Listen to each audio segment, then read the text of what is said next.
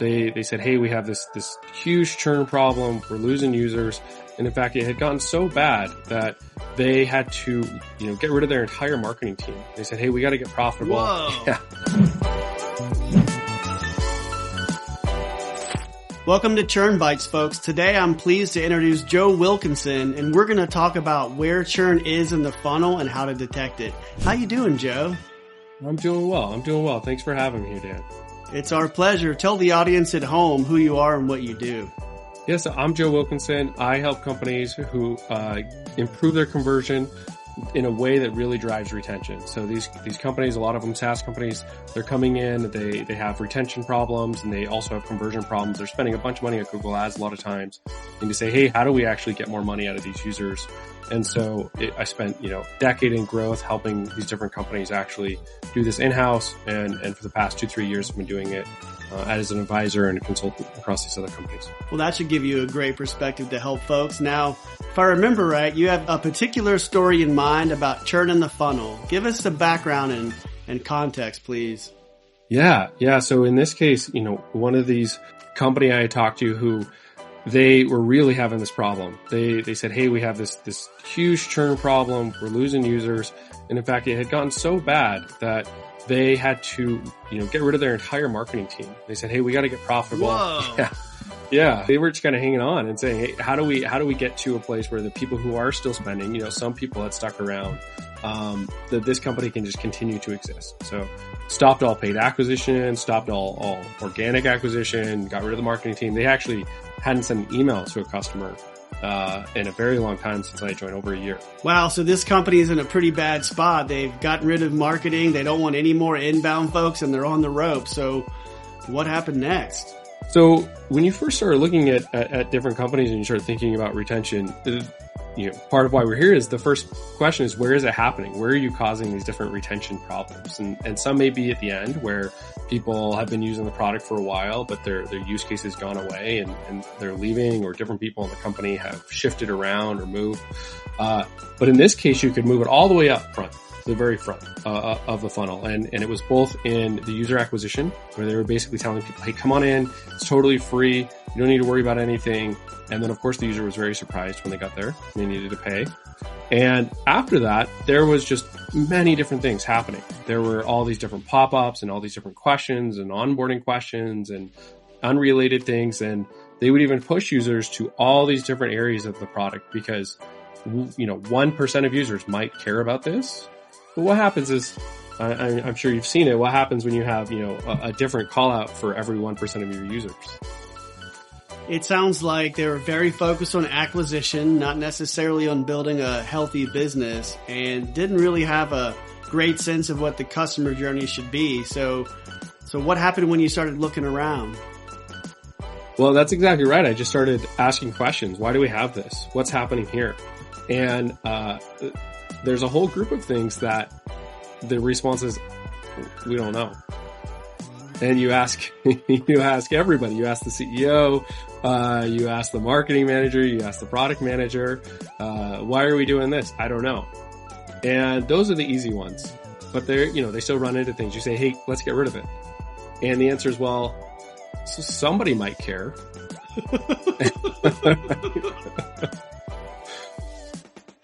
Oh man, this sounds like a tough one. I can't wait to see where this goes. Well, you go, who? Let me talk to them. And you don't find them. And maybe it's because, again, they had laid off a lot of the companies to get to this good, solid, profitable spot. But a lot of times companies are around long enough and it doesn't take that long. A couple years even, people forget why they did something. And maybe they didn't think it through in the first place. I've been guilty of that. All right. So this app needs a spring cleaning. Now what? Exactly. And that's the easy part, the spring cleaning. So you say, hey, let's get rid of these things and see if anybody gets upset. So you just start getting rid of anything. You get rid of this, get rid of this, get rid of this, and whole app is clean. And what do you know? People start making their way through the product more. They're coming in, they start spending, and the people who do, they're sticking around. But they still have this problem because not enough people are getting there and those people are churning. And then you have to step back and say, well, what are the hard things that you have to change? And this is where you have to understand why someone's coming and what they're trying to accomplish with your product and really deliver that. And this is that 1%, because you say, hey, you're coming in, someone's coming into the product, and you're asking them to go do this thing that only 1% of people in the product want to do. 1% of your users want to do. So they're going to go start doing it. Maybe they'll feel like they were valuable because you made it really complex and really advanced looking and really bulky. And then they're going to get frustrated, not know exactly why they signed up, and they're going to leave. So to do this, you have to start then talking to a bunch of users. Hey, what are you doing here? What's going on? Why did you join? What are you trying to get done? Some of these old hat things. And when you're able to do that, you can then kind of wind it back and say, hey, what if we only built an experience that handled the 80% use case and not the 37 other 20% use cases? Now, the best companies, I think, will go do that. I don't know if you've seen this done in other companies. I know you have a lot of experience there, but it's not always an easy conversation to actually get to that 80%.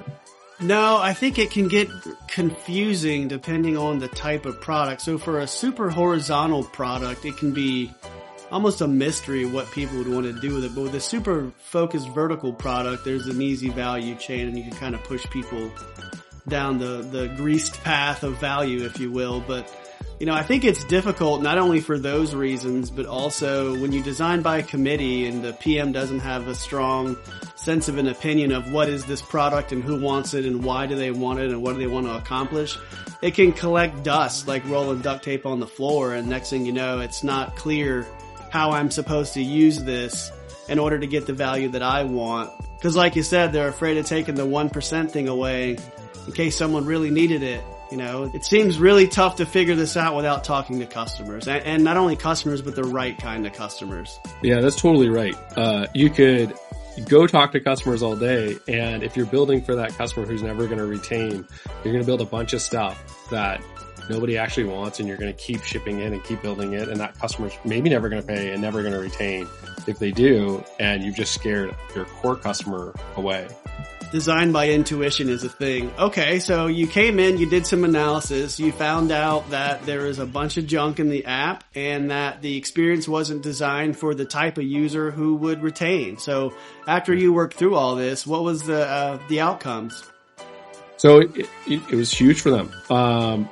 Before they ever turned marketing back on, they had actually gotten their revenue back up. So they had seen this massive drop in revenue, which had kind of worked out, being profitable. They had gotten back to where they were and actually started beating these records to the point where they've started spending, 5+ figures on marketing again per month. And so they're just cranking in the money, bringing in these users sticking around. They're seeing the highest retention cohorts they've ever seen. Whew, well, I imagine that was quite the journey. There's a lot of personalities and cross-departmental opinions to manage. If someone in the audience is in a situation like this, what would you recommend that they do? Or do you have any advice that they should be sure and consider before taking an action? 2 things I try to do to make it easier that could help people. One is you can always introduce what I call escape hatches. Someone's going through and you say, well, somebody might care about it.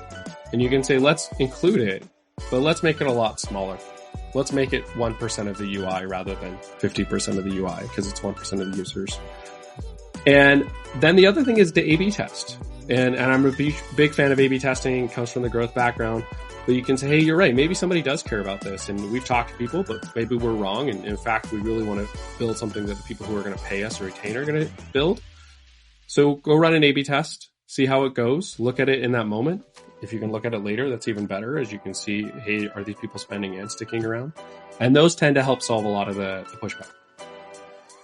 Well, that's some very interesting human engineering techniques that we could apply to navigate these issues. So to summarize, there was an application. It wasn't going well, too much churn. They had a lot of junk in the app and an unclear customer journey. By removing some of the junk and speaking to their ideal customers, you could clean up the journey and the interface and the value discovery. But this all requires navigating a variety of personalities, which you can use through escape hatches, A/B testing, and being deliberate. Did I miss anything? No, that sounds great. Marvelous, Joe. Well, this has been pretty enlightening, and I bet people are going to get a lot out of it. Any final words? You want to mention your newsletter or anything like that? Well, I appreciate you asking. If anybody's interested, I've written a lot about this over at my newsletter, artisanstrategies.substack.com. And you can also just reach out at artisansgrowthstrategies.com and get in touch and let me know what churn problem you're working through and how you're handling things. I'm a subscriber myself, and I really like the articles. They seem to be written from the heart and experience, so thank you for that. Thank you. I appreciate it. All right, Joe, until next time, this is Churn Bites. You can find more episodes at our website at churnassassin.com.